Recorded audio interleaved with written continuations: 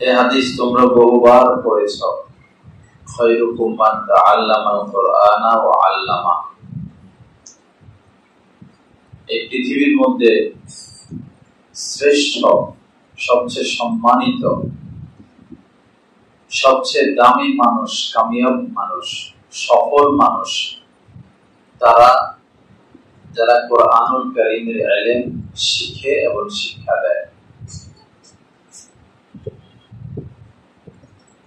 দুনিয়ার মানুষ কদর করুক বা না করুক, আল্লাহ পাকের দরবারে এটার অবশ্যই সীমাহীন কদর রয়েছে। এমন জামানাও ছিল মানুষ হীরার টুকরার উপরে বসে প্রস্রাব পায়খানা করত। যে সমস্ত এলাকায় হীরা পাওয়া যায়, হীরার টুকরার উপরে বসে প্রস্রাব পায়খানা করে। কেন? এটা যে এত দামি মূল্য দ্রব্য পদার্থ চিন্ত না, দামি পদার্থ, এত দামি জিনিস হীরার টুকরা চিনে না, জানে না, এজন্য এটার উপরে বসে প্রস্রাব পায়খানা করে। যখন চিনল, জানলো, তখন সেটা বর্জন করলো। তো দুনিয়ার মানুষ ইলম কি জিনিস,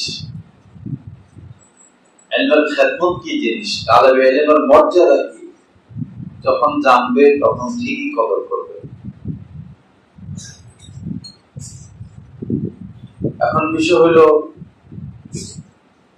মানুষ যখন দেখে যে আমাদের চেয়েও আমাদের ইমাম সাহেবের আমল আখলাক আরো খারাপ, আমাদের চেয়ে আমাদের মুয়াজ্জিন সাহেবের আমল আখলাক আরো খারাপ, ঘরে ৫-৭ জন মানুষ, এর মধ্যে একজন হাফেজ সাহেব, একজন মাদ্রাসার ছাত্র, সে নামাজ পড়ে না, সে মোবাইল নিয়ে ব্যস্ত, তখন মানুষ আমাদের আর কি কদর করবে? একটা এসি গরমকালে তার খুব দাম, কদর, একটা এসির খুব কদর গরমকালে। এখন এসি ঠান্ডা বাতাস দেয় না, এখন কি করবে? ঘুরে নিয়ে বাঙালির দোকানে পালাবে। অথচ তার তো অনেক মূল্য। বাঙালির দোকানে কেন নিক্ষেপ করলো? সে তার যে সার্ভিস, সে সার্ভিস সে দিচ্ছে না। একজন আলেম, একজন তালেবে ইলম, একজন হাফেজ যখন দিন মোতাবেক চলবে তখন তার কদর থাকবে। দিন বর্জন করবে, সে ব্যবহৃত টিস্যু হয়ে যাবে। ব্যবহৃত টিস্যু, এটার কোনো দাম নাই। এজন্য কালকে ইনশাআল্লাহ আমাদের মাদ্রাসা ছুটি। ব্যবহৃত টিস্যু হওয়া যাবে না, হতে হবে হীরার টুকরা। নিজের আমল ধরে রাখতে হবে। তোমরা যদি বাসায় গিয়ে বলো যে আমরা দস্তরখান বিছিয়ে খানা খাবো, টেবিল চেয়ারে নয়, খাটের উপর বসে বা ফ্লোরে বসে দস্তরখানা বিছিয়ে খানা খাবো, এটার একটা আসর তোমার পরিবারের উপরে পড়বে। খানার আগে 2 হাত দোয়া, সাব্বু 2 হাত ধুয়ে নাও, আম্মু 2 হাত ধুয়ে নাও, ছোট ভাই থাকলে ছোট ভাইকে, বড় ভাই থাকলে বড় ভাইকে, বোন থাকলে বোনকে খানার আগে 2 হাত ধুতে হয়। তুমি নিজে ধুইবা, অন্যদেরকে ধোয়াইবা, বলবা, এটার প্রভাব তোমার পরিবারের উপরে পড়বে। আগামীকালকেই যাওয়ার পরে প্রথম ফজর যায় বাড়িতে তোমরা জোহর, আসর, মাগরিব, এশা, ফজর, প্রথম নামাজ জোহর, প্রথম নামাজেই ঘরের মধ্যে তোমার মাকে নামাজ পড়াইবা, ভাই বোনকে পড়াইবা। যেহেতু তোমরা ছোট, তোমাদের কথার দাম আছে, কদর আছে, মূল্য আছে, আসর আছে। টাকা নেওয়ার সময় যেটা করো, টাকা পয়সা নেওয়ার সময় জুতা কিনে দিতে হবে, জামা বানাইয়া দিতে হবে, এই সময় যেভাবে উদ্ধার করো, এভাবে তাদেরকে তাদের দ্বারা এভাবে নামাজ পড়াইয়া নিবা, হাতে ধরবা, পায়ে ধরবা, কান্নাকাটি করবা, নামাজ পড়তে হবে। বহু মহিলা এমন আছেন, তোমাদেরই মা বা তোমাদেরই বোন, তোমাদেরকে মাদ্রাসায় পড়ায় সত্য, কিন্তু তিনি পর্দা করে না। দেবরের সাথে, তোমার চাচার সাথে পর্দা করে না। চাচা তো হলো মৃত্যু, আল হাব্বু আল মাউত। নবীজি বলেছেন চাচা তো মৃত্যু, মানে একজন মহিলার জন্য ধ্বংস, বরবাদ চাচা।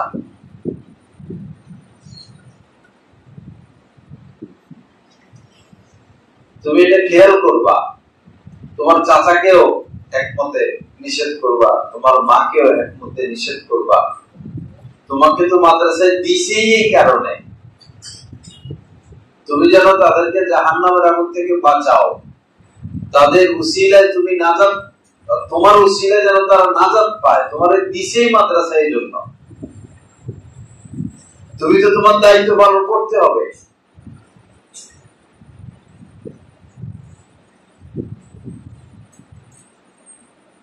তো যেভাবে টাকা পয়সা উদ্ধার করো, এভাবে তাদেরকে আমলের দিকে ফিরিতে হবে। তোমার বাবা এখনো মুখে দাঁড়িয়ে নেই, দাড়ি ছাড়া অবস্থায় যদি কেউ মারা যায়, তাহলে সে কিয়ামতের ময়দানে এইভাবেই উঠবে, দাড়ি ছাড়া অবস্থায়। তো নবীজি কেমনে তার জন্য সুপারিশ করবে? একটা গুনাহ করলে একটা গুনাহ, পাপ, দুইটা পাপ করলে দুইটা গুনাহ, পাঁচটা পাপ করলো পাঁচটা গুনাহ, কিন্তু দাড়ি শেভ করলে 24 ঘন্টার গুনাহ লেখা হতে থাকে। এক মুষ্টি পরিমাণ, অনেক রাতে খোসা খোসা ধানের মতো, এটা দাড়ি না। দাড়ি হলো এই এক মুষ্টি, ডান দিক থেকে এক মুঠ, বাম দিক থেকে এক মুঠ, থুতনির নিচে এক মুঠ, এই এক মুঠের উপরে কাটা যায়। তোমার চোখের সামনে তোমার আব্বার এই অবস্থা, তো তুমি মাদ্রাসায় পড়ে লাভ কি? তোমার ভাই, তোমার বোন, তোমার মা বাবা সারাদিন মোবাইল, সারাদিন মোবাইল, সারাদিন মোবাইল, সারাক্ষণ ঘরে টেলিভিশন চলে, গান বাজনা, গান বাজনা। তো তুমি তো ব্যর্থ হইলা, তুমি তো সফল হইতে পারলা না।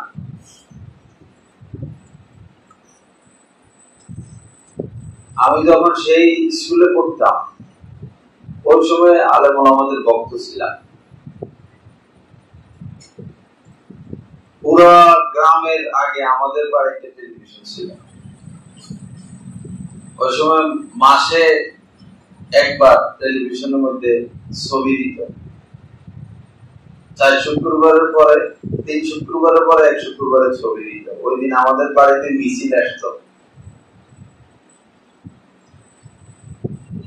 শত শত মানুষ ছবি দেখার জন্য।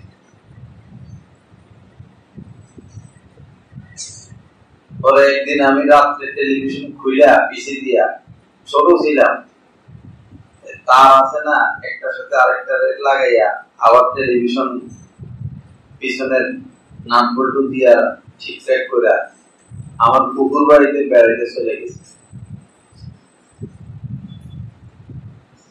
পরে আইসা চালাইছে, আর শুধু ধোঁয়া বাড়ি হয়, এক তার আরেক জায়গায়, আরেকটা আরেক জায়গায় লাগাইছি, খুলে শেষ। ইচ্ছে কত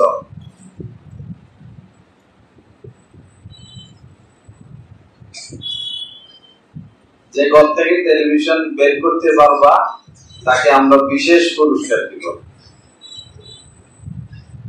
ঘর থেকে টেলিভিশন বের করা মানে জাহান্নাম বের করে দেওয়া। যে ঘরে টেলিভিশন, সেই ঘরের মেয়েরা পর্দা করে না। সেই ঘরে নূর নাই, বরকত নাই, রহমত নাই, শান্তি নেই।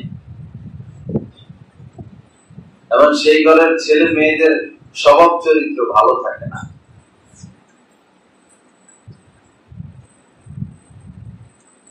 কিছু কাজ করতে হবে, শুধু পড়লে হবে না।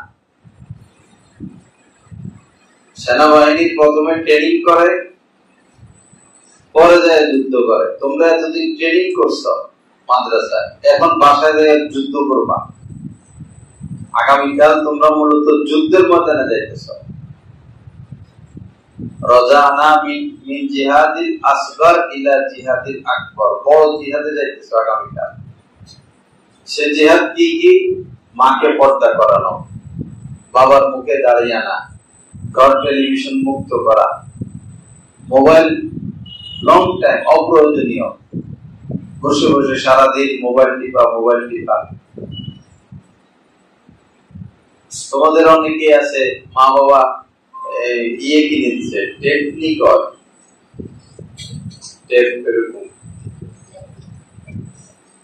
কিনে দিচ্ছে। ছাগল তো মা বাবা জানে না কিছু,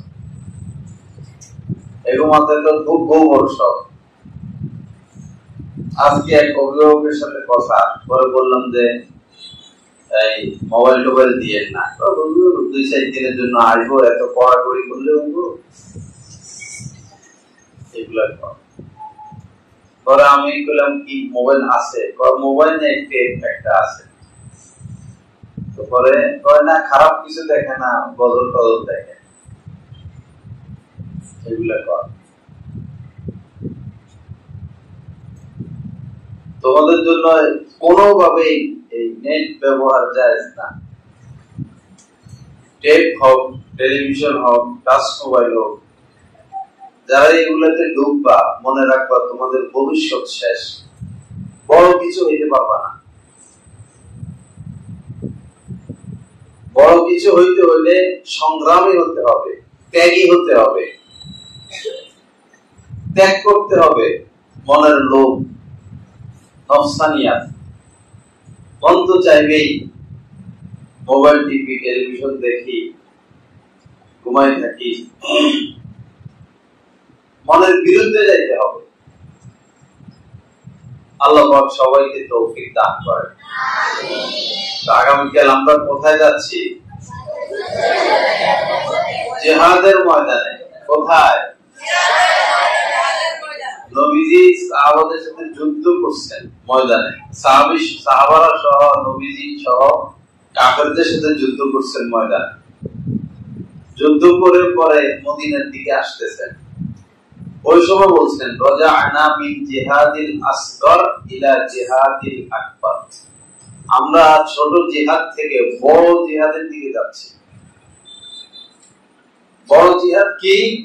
যে এই বাড়িতে গেলে তো গুনাহের পরিবেশ, নজর হেফাজত করতে হবে, গীবত থেকে বাঁচতে হবে, হালাল খাইতে হবে, কবিরা গুনাহ থেকে বাঁচতে হবে, মিথ্যা বলা যাবে না, কাউকে কষ্ট দেওয়া যাবে না।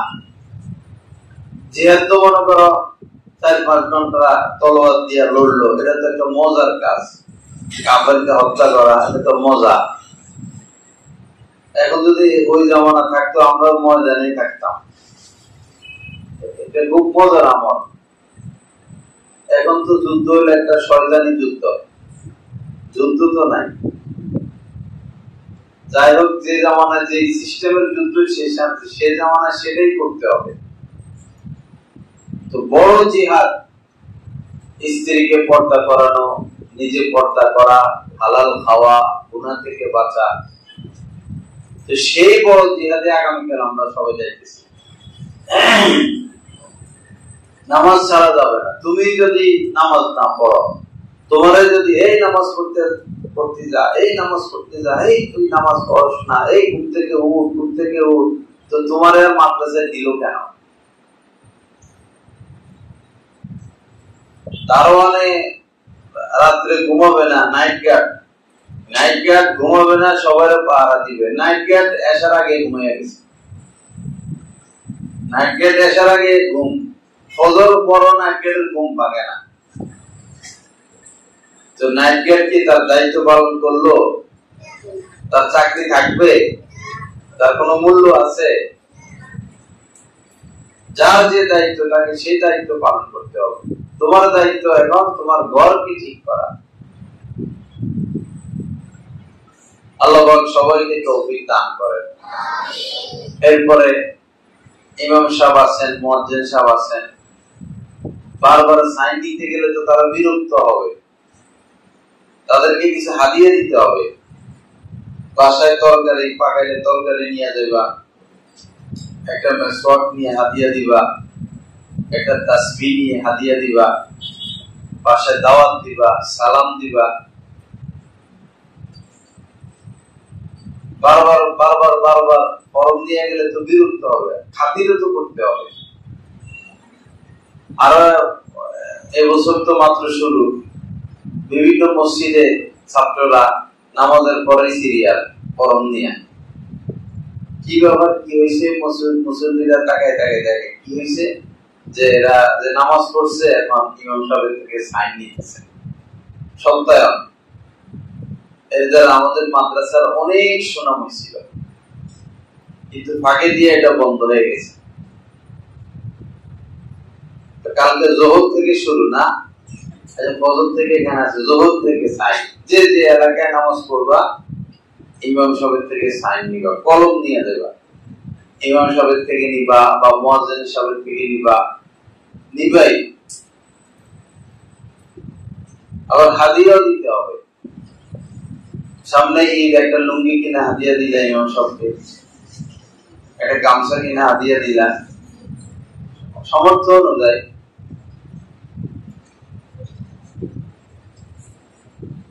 খুব গুরুত্ব সহকারে ফর্মটা পূরণ করতে হবে।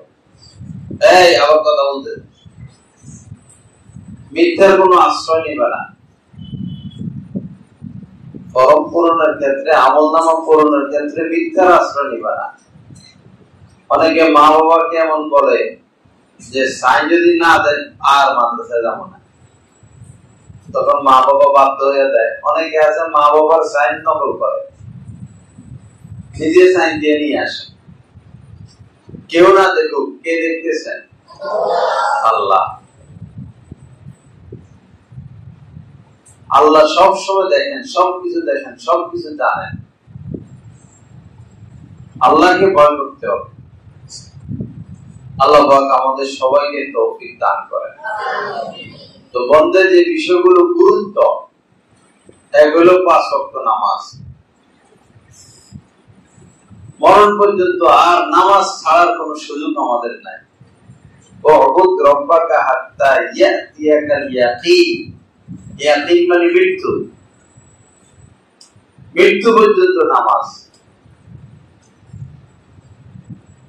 নামাজ ছেড়ে দিব আমি আর মানুষ থাকবো না। হাজার হাজার পেরেশানি এমন ভাবে ধরবে, এটা কোন জিন্দেগি না। একজন রোগীর জন্য ওষুধ, যেমন ডায়াবেটিস রোগীর জন্য ডায়াবেটিসের ওষুধ, প্রেসারের রোগীর জন্য প্রেসারের ওষুধ, শান্তির জন্য এরকম নামাজ। পানির জন্য যেভাবে, মাছের জন্য যেভাবে পানি, পশু পাখির জন্য যেভাবে খোলা বাতাস, খোলা আকাশ, একজন মানুষের শান্তিময় জীবনের জন্য নামাজ। নামাজ ছাড়বে আর শান্তি নেই। এটা ওষুধ, চিকিৎসা। এই বন্ধে 1 ওয়াক্ত নামাজও ছাড়বা না। দেখি হাত উঠাও তো, ইনশাআল্লাহ। মাশাআল্লাহ, আল্লাহ সবাইকে তৌফিক দান করেন। আমিন। আর একটা বিষয়, 2টা বিষয় বেশি গুরুত্ব। দ্বিতীয় হলো টেলিভিশন, মোবাইল। এমনি যদি মোবাইলে কথা বলতে হয়, দিলেও কথা বললে অসুবিধা নাই, কিন্তু মোবাইলটা নিয়ে গেমস খেলা, বিভিন্ন ভিডিও দেখা, গজল দেখা, না গজল দেখা যাবে না, ওয়াজও শোনা যাবে না। গজল দেখা নিয়ে তুমি মোবাইলে ঢুকবা, পরে শয়তানে তোমারে বহু কিছু দেখাই দিবে, খারাপ খারাপ জিনিস। পরে তুমি আর পড়ালেখা করতে তোমার মন চাইবে না। এজন্য এই বন্ধে একদম খুব হার্ড পাবে, হার্ড লাইন, খুব হার্ড লাইন। যত কষ্ট হোক, যত পেরেশানি হোক, টেলিভিশনও দেখবো না, মোবাইলও দেখবো না, চালাবো না। দেখি আল্লাহ নাম নিয়ে হাত উঠাও, কে কে চেষ্টা করবো ইনশাআল্লাহ। আল্লাহ সবাইকে তৌফিক দান করেন, আল্লাহ পাক সবাইকে হিম্মত দান করেন। অবশ্যই পুরস্কার আছে না, এটা পুরস্কার আছে। বন্ধের পর আসলে আমরা হাত নামাও, আমরা অবশ্যই তাদেরকে ইনশাআল্লাহ পুরস্কার দিব। আর ঘরের মধ্যে পর্দা, যে চাচি জেঠি তাদের সাথে পর্দা, মামির সাথে পর্দা, চাচাতো বোন, খালাতো বোন, জ্যাঠতো বোন, ফুফাতো বোন, এগুলো করা। বলবে যে চলো আমরা একটু খেলি, বলবা না। মেয়েদের সাথে এখন থেকে মিশা যাবে না। তুমি ছোট হইলেও ছোট, কিন্তু বড় তো হইবা। এখন থেকে কোন মেয়েদের সাথে মিশা যাবে না। কথা বলি,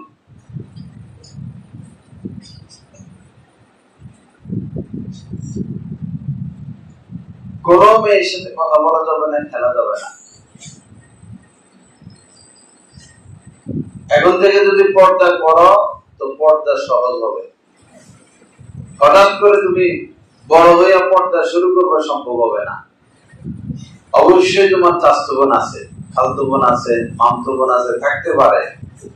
এখন থেকে পর্দা, খেলবা না, গল্প করবা না, একসাথে বসে মোবাইল দেখবা না, টেলিভিশন দেখবা না। এরপরে ঈদের সময় বেড়ানোর বিষয় আসে, বেড়ানি।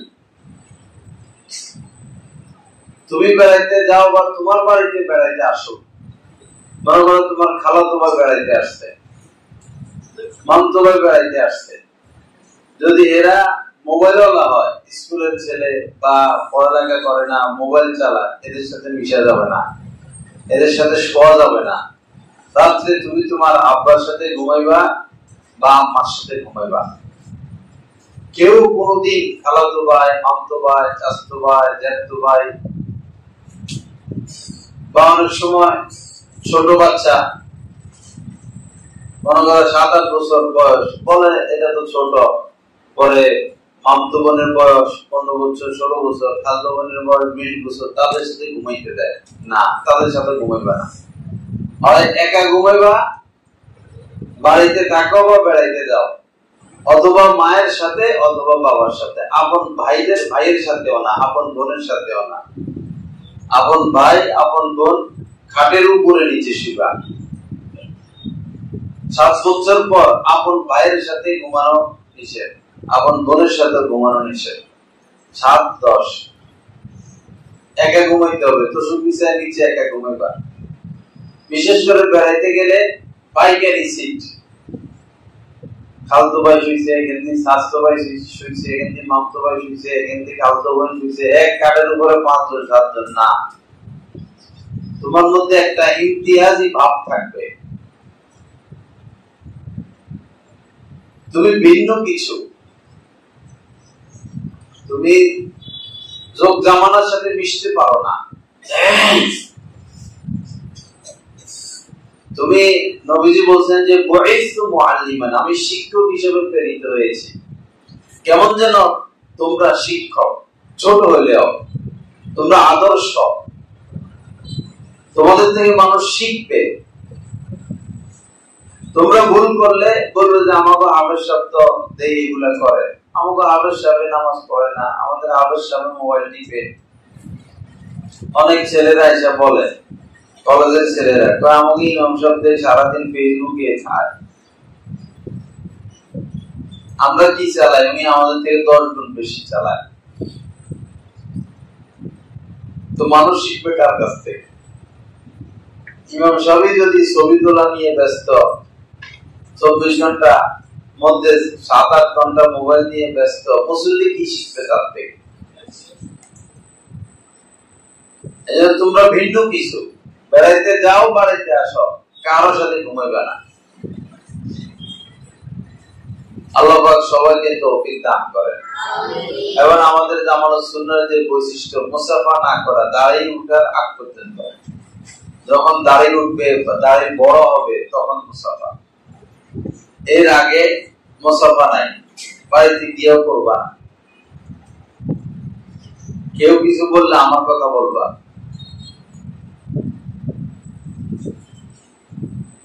কেউ যেন তোমাদের গায়ে হাত না দেয়, মুখে হাত না দেয়, তোমাদের হাত ধরে না টানে।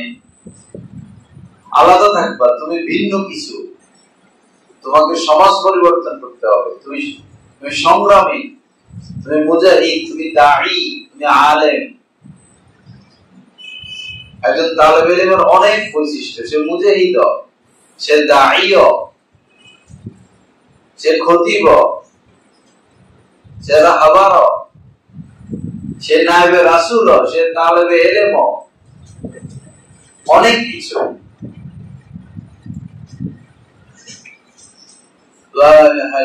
এরপরে পোশাক আশাক। আমার সাথে দেখা হয় রাস্তাঘাটে, কিরকম মাথা টুপি নাই, পরনে পায়জামা, গায়ে ওই পাতলা গেঞ্জি। বেড়াল চিনো না? বেড়াল চিনো? দেখতে সুন্দর লাগে না? সুন্দর লাগে। পরে বেড়াল যখন ভিজে যায় কোনো কারণে, বৃষ্টি হয়েছে, বেড়াল ভিজে গেল, পুরো শরীর ভিজে, এখন কিরকম লাগে? সুন্দর লাগে? অসুন্দর লাগে না? বা কুকুরের বাচ্চা, যেগুলো কুকুরের বাচ্চা দেখতে তো সুন্দর দেখা যায়, যখন পানিতে ভিজে ওই সুন্দর আর থাকে? ঠিক তদ্রুপ গেঞ্জি এগুলো গায়ে দিয়া আর পায়জামা বা লুঙ্গি একটা বলে রাস্তায় বাইরে, ঠিক এরকম ভেজা বেড়ালের মতো লাগে, ভিজে বেড়াল। কিরকম লাগে? কিরকম লাগে? খেয়াল রাখবা তোমাদের আশপাশ কে কে ভিজা বেড়াল হয়েছে। এরকম গেঞ্জি একটা গায়ে দিয়া আর পায়জামা একটা বলে রাস্তায় ঘুরে, ভিজে বেড়াল হলো না কেউ। সবসময় পিটপাট থাকবা, ঘরের ভিতরে, ঘরের বাইরে। পাঞ্জাবি গায়ে থাকবে, মাথায় টুপি থাকবে। টুপিও খুলবা না, পাঞ্জাবি খুলবা না। তোমার ঘরের লোকের সামনেও গেঞ্জি, খালি গায়ে তো নয়, খালি শরীর তো নয়, গেঞ্জি গায়ে দিয়েও থাকবা না, পিটপাট থাকবা। তুমি ভিন্ন কিছু। তোমার মাথায় থাকবে আমি কি ভিন্ন কিছু, আমি আদর্শ, আমি ওসওয়ায়ে হাসান। তুমি আদর্শ, তোমার থেকে শিখবে। তুমি সবার সাথে মিশে গেলে হবে না, সবসময় পিটপাট থাকবা। আর যখন ঘুমাইতে যাবা তখন পাঞ্জাবি খুলবা, লাইট বন্ধ করে, অসুবিধা নেই। আবার বাড়িতে যাই লুঙ্গি পরা শুরু করে দিও না। লুঙ্গি শুধু প্রয়োজনে গোসল, এই গোসলের সময় লুঙ্গি। এরপরে মায়ের খেদমত, বাবার খেদমত, বড় ভাইয়ের খেদমত, বড় বোনের খেদমত। তোমার মা যদি খাটের উপরে বসে, তুমি বসবে ফ্লোরে। তোমার বাবা যদি চেয়ারে বসবে, তুমি বসবে সামনে। এই দেখো, যেমন আমি বসছি এখানে, তোমরা নিচে বসছো। মা বাবার সামনে এইভাবে বসবা। আর তারা যদি বসতে না দেয় ভিন্ন কথা, তখন উপরে উঠে বসলা, কিন্তু এভাবে করবা। তোমার মা খাটের উপর বসে, তুমি নিচে বসবা, আত্মাহিত চুরিতে বসবা। ওস্তাদের সামনে যেভাবে বসো, ওস্তাদকে যেভাবে সম্মান করো, মা বাবাকে ওরকম সম্মান করবা। ওস্তাদ একটা কথা বলার সাথে সাথে তোমরা করো, এই এক গ্লাস পানি নিয়ে আসো, দাও তো, এই দাঁড়াও, সাথে সাথে দাঁড়ায় দাও, এই কানে ধরো, সাথে সাথে কানে ধরে ফেলো। মা বাবার সাথে এমন করবা। মা বাবা কোনো কথা বলার আগে করে ফেলবা। কত টাকা পয়সা তোমাদের জন্য খরচ করে, নিজেরা ভালো না খাইয়া তোমাদেরকে খাওয়ায়, নিজেরা ভালো পোশাক না পরে তোমাদেরকে ভালো পোশাক পরায়। 7 দিন 10 দিনের জন্য বাড়িতে যাইবা, যাই যদি তাদের মন জয় না করো, তাদের খেদমত না করো, তো তুমিও কপাল পোড়া, তোমার মা বাবা কপাল পোড়া, হতভাগা। তাদের খেদমত করতে হবে। আমাদের এখানে ওস্তাদের হাত পা টিপা নিষেধ, কিন্তু মা বাবার হাত পা টিপে দিবা। তোমার মা তোমার বাবার হাত পা টিপে দিবা, মাথায় তেল দিয়ে দিবা, মায়ের কাপড় ধুয়ে দিবা, বাবার কাপড় ধুয়ে দিবা, লুঙ্গি ধুয়ে দিবা। এই খেদমতটা যদি করো, যে পড়াটা তুমি 6 মাসে শিখবা এটা 3 মাসে শিখতে পারবা, আল্লাহ বরকত দিবে, জেহান পারবে, জ্ঞান বুদ্ধি পারবে, দোয়া পাইবা। যারা বড় হয়েছেন দোয়ার বরকতে বড় হয়েছেন। সেই বাইজিদ বুস্তামি কেমনে বড় হয়েছেন? মা বলছেন পানি আনতে, এই বহু দূর থেকে পানি আনা লাগে, গভীর রাত্রে আইসা দেখে মা ঘুমে গেছে। পরে মায়ের মাথার পাশে গ্লাস পানি, গ্লাস বা পাত্রে রেখে দাঁড়াই আছে, মা ঘুমাইতেছে, জাগান না, জাগাইলে মা কষ্ট পাবে। আবার পানি রেখে যদি সে গিয়ে ঘুমায় যায়, তো মা আবার পানি চাইলে মা কষ্ট পাবে, জাগাইলে মা কষ্ট পাবে। আবার মা ঘুম থেকে জেগে যদি আবার পানি চায় আর সে উপস্থিত না থাকে, তাও মা কষ্ট পাবে। তো কি করবেন বেচারা? পানি নিয়ে দাঁড়াই আছেন সারা রাত। পরে মা হঠাৎ চোখ খুলে দেখে যে ছেলে দাঁড়ানো আছে। বাবা তুমি এখানে দাঁড়াই আছো, মা আপনি তো পানি চেয়েছেন, আমি তো ঘুমাই গেছি, তুমিও ঘুমায় যেতা। মা আপনি ঘুম থেকে জায়গায় যদি আমাকে না পাইতেন তো আপনার হুকুম তো পালন হইতো না, আপনি যদি কষ্ট পান এই জন্য আমি দাঁড়াই আছি। এই যে দোয়া দিয়ে দিচ্ছেন, এক দোয়ায় জিনু থেকে হিরো, এক দোয়ায় তিনি সবার উপরে চলে গেছেন। যারা বড় হয়েছেন দোয়ার বরকতে বড় হয়েছেন। হযরত আবু হুরায়রা রাদিয়াল্লাহু তাআলা শ্রেষ্ঠ মুহাদ্দিস দোয়ার বরকতে, হযরত আব্দুল্লাহ ইবনে আব্বাস রাদিয়াল্লাহু তাআলা শ্রেষ্ঠ মুফাসসির, হযরত ওমর তার থেকে তাফসীর জিজ্ঞাসা করতেন, পড়ে পড়ে হয় নাই, পড়ছে না, আসলে হলো নবীজির দোয়া।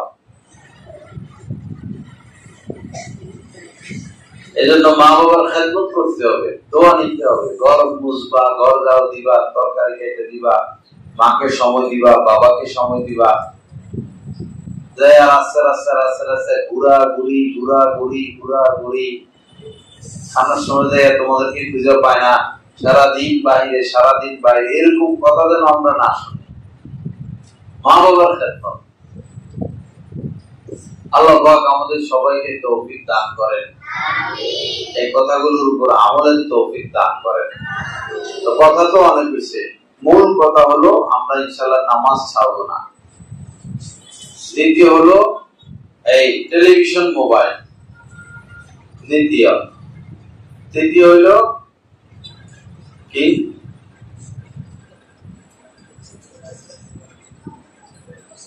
নজর হেফাজত, পর্দা, মা বাবার খেদমত।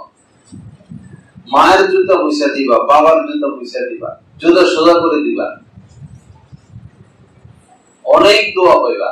বাইরে হয়েছে কোন কারণে, তোমার আব্বা বাইরে হয়েছে, তোমার আব্বার জুতা সোজা করে দিবা, মায়ের জুতা সোজা করে দিবা, জুতা মুছে দিবা।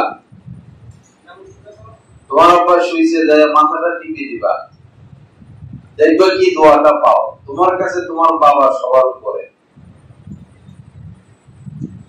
তোমার কাছে তোমার মা সবার উপরে।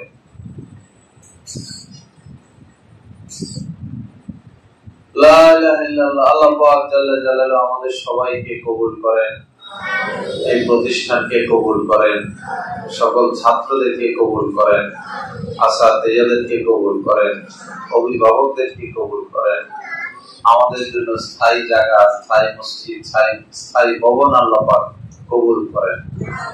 সব সময় দোয়া।